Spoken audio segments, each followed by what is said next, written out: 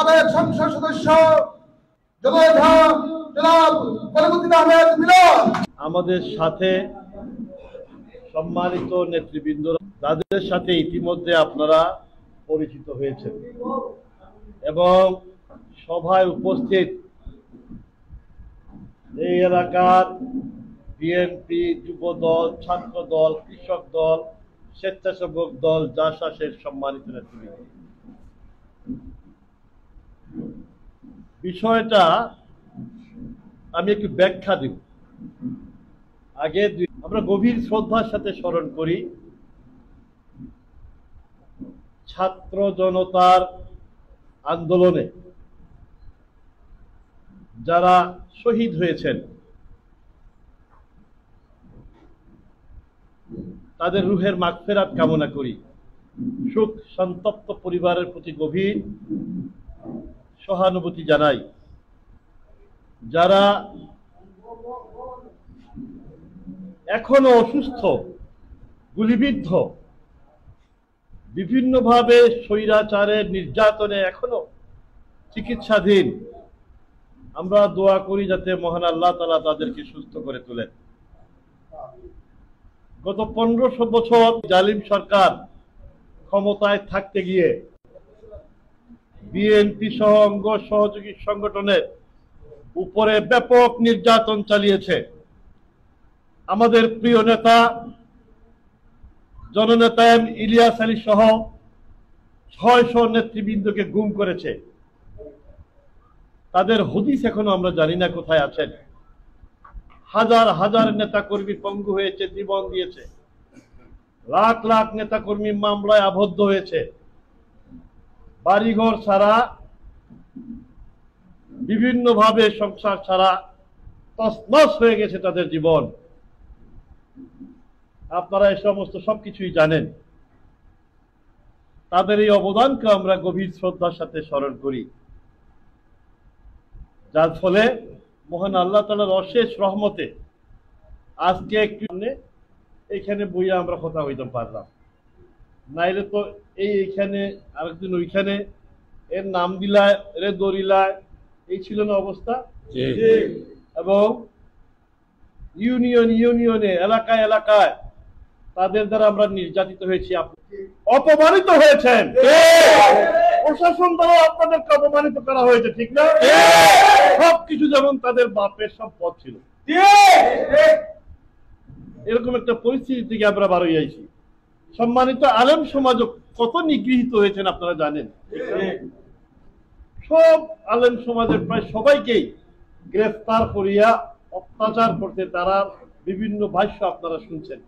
জেলে মাসের পর মাস, বছরের পর বছর আলেম সমাজও জেলে থাকছেন। ওয়াজটা কি ওয়াজ চলেন এখান থেকে দইরা নিছি কিনা ভাই? জানাজার থেকে জানাজা চলে, জানাজার ইমাম সাহেবকে ধরে নিছি। ভয়ঙ্কর বাংলাদেশের মতো, যেখানে শতকরা 90 থেকে 95% মুসলমানদের বসবাস, এরকম একটা কঠিন পরিস্থিতি থেকে আমরা বার হয়ে এসেছি, ঠিক না?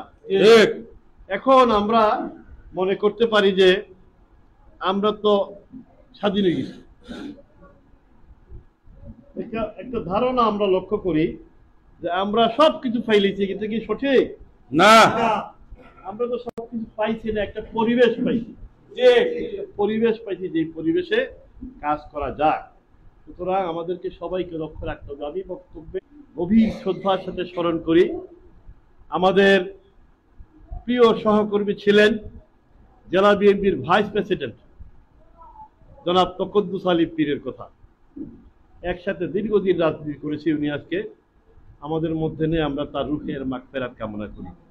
আমাদের রিজ্জাত খুব প্রিয় নেতা ছিলেন, পরিশ্রমী নেতা ছিলেন। দেশে আসছেন, বিয়ে শাদী করে গেছেন, মহান আল্লাহ তাআলার খুব, তাকেও আমরা হারিয়েছি না। আমরা গভীর শ্রদ্ধার সাথে তাদেরকে স্মরণ করি এবং তাদের রুহের মাগফিরাত কামনা করি। মহান আল্লাহ তাআলা তাদেরকে বেহেশত নসিব করেন। যেই কথা আমরা আগেও কইছি, আমরা যদি মনে করি আমাদের সবকিছু অর্জন হয়ে গেছে, এটা ভুল। এটা ভুল। এই যে গত 14 সালের নির্বাচন, 18 সালের নির্বাচন, 24 সালের নির্বাচন, আপনারা ভোট দিতে পারতেন? কেউ পারতেন না। আগের রাইট মারি দে, ইলেকশন লাগে না, তারা তারা ইলেকশন দেখছেন না আপনারা, ঠিক আছে, তারা তারা ইলেকশন, কেউ জনগণ ভোট লাগে না, অথচ মহান আল্লাহ তাআলার অশেষ সম্মত জনগণের ভোটে নির্বাচিত সরকার। আগামী যে পরিস্থিতি এখন আছে, আগামী নির্বাচন এইভাবে শিল মারা যাইবনি, জি না, শিল মারা যাইবনি ভাই, আপনাদেরকে যাবে না, যাবে না, আগের রাতে মারি দিব নিব না, সুযোগ নাই। ফাইকার টাইকা এরা ইলেকশন হইবনি, না, ফাইকা টাইকা বুঝছেন তো, জি, এরা ইলেকশন হইতে জেনুইন ইলেকশন হইব, জি, জেনুইন ইলেকশনে মানুষ যারে বালা পাইব তারে তো ভোট দিব, কি বলেন আপনার, ঠিক, যারে ভালো পাইবে তারে ভোট দিব, হয় না যে আমার ভোট আমি দেব যাকে খুশি তাকে দিব।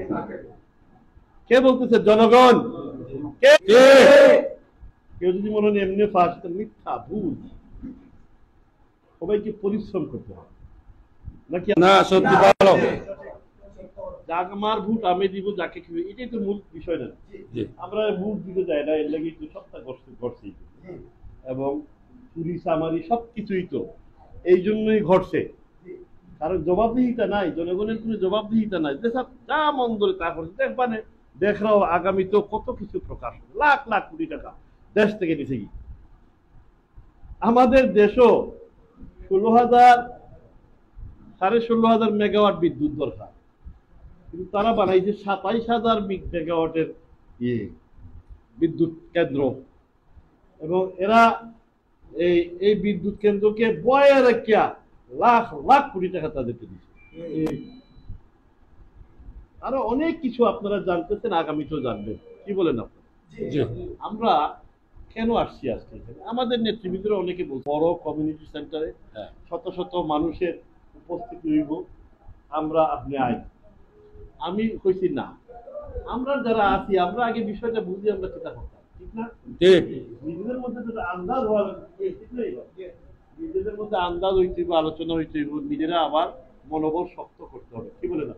ঠিক, আমরা সামনের দিকে আগাইতে চাই, আপনারা কি বলেন?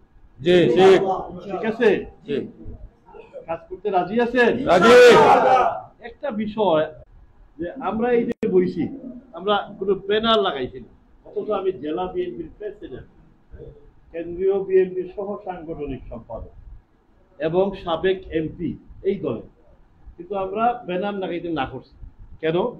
একটু মনোযোগ দিয়ে শোনেন।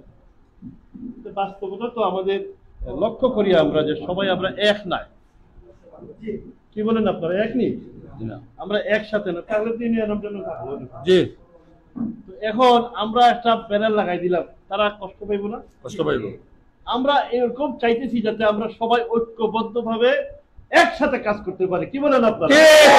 এই পরিস্থিতি আমরা চাই না, আমরা চাই একসাথে কাজ করতে, কি বলেন আপনারা?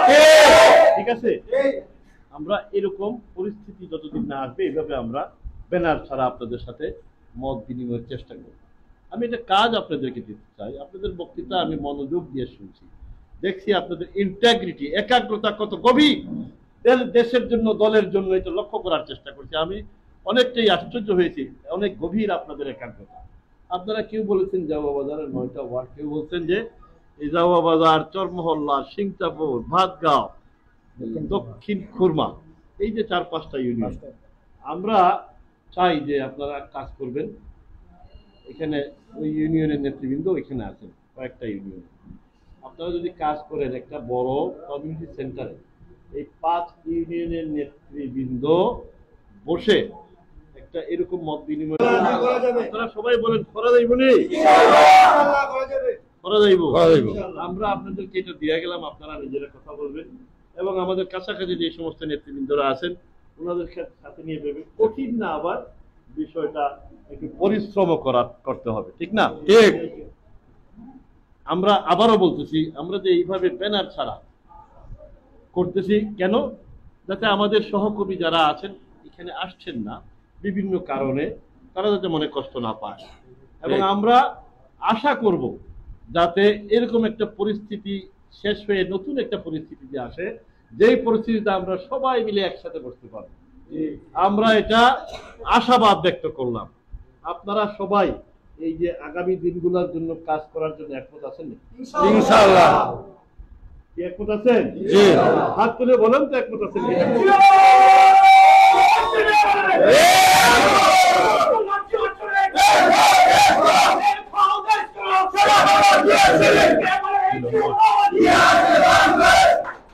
আমরা যদি আপনাদেরকে সাধারণত ডেট ঠিক করার দরকার নেই, এখন 15 দিন সময় দেই, পারবেন আপনারা না? জি দেশে বিদেশে কথা বলতে হবে, জি বাইরেও আমাদের যারা শুভাকাঙ্ক্ষী আছে তারা কথা বলতে হবে। এবং আমি আরেকটা বিষয় বলতে চাই যে আমরা একটি বড় রাজনৈতিক দল সাথে সম্পৃক্ত না, অনেক বড় কাজের সাথে সম্পৃক্ত। আপনাদের মনে আছে যে দেশ নেত্রী বেগম খালেদা জিয়া এখানে বক্তব্য রেখেছেন, মনে আছে আপনাদের? জি এই বিষয়গুলো একটু লক্ষ্য রাখেন, আমি ব্যাখ্যা দিলাম। সর্বশেষ এখানে বক্তব্য রাখছেন না? জি সুতরাং আপনারা আগায় যাবেন, এটাই আমাদের দৃঢ় বিশ্বাস। আমরা আশা করব 15 দিনের মধ্যে আপনারা এরকম একটা ব্যবস্থা নেবেন, আপনাদের সাথে আমরা যোগাযোগ রাখবো, ঠিক আছে? জি সবাই মনোবল শক্ত আছে? আমরা ঐক্যবদ্ধ ভাবে কাজ করব, জনগণের সাথে কথা বলবো, মত বিনিময় করব। আমরা চাই সকলে যাতে আমরা এক প্যানেলে বসতে পারি, প্যানেল লাগাই কথা বলতে পারি। কি বলেন আপনারা?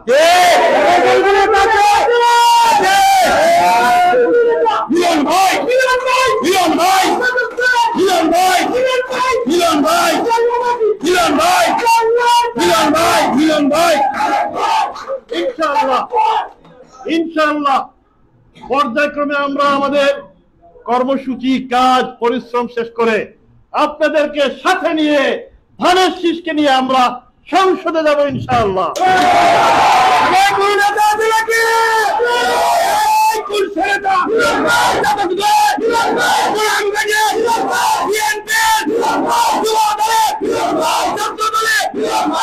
আগামীকাল বিশ্ব গণতন্ত্র দিবস। সিলেট আলিয়া মাদ্রাসায় 2টে প্রধান অতিথি, স্থায়ী কমিটির সদস্য মির্জা আব্বাস। আমরা একটা সময় মীরের ময়দান ব্লু বার্ড স্কুলের সামনে সুনামগঞ্জ জেলার সকল ইউনিট একত্রিত হব। আপনাদের কাছে সবিনীয় অনুরোধ, একটা পূর্বে আপনারা যারা যাবেন অর্গানাইজ করে ওইখানে থাকবেন, ঠিক আছে? খোদা হাফেজ। আরে জাওয়া বাজারে নেত্রী আছে না? সারা বাংলাদেশের মতো জাওয়া বাজারে নেত্রী আছে নাকি? আছে। কোন সে নেত্রী?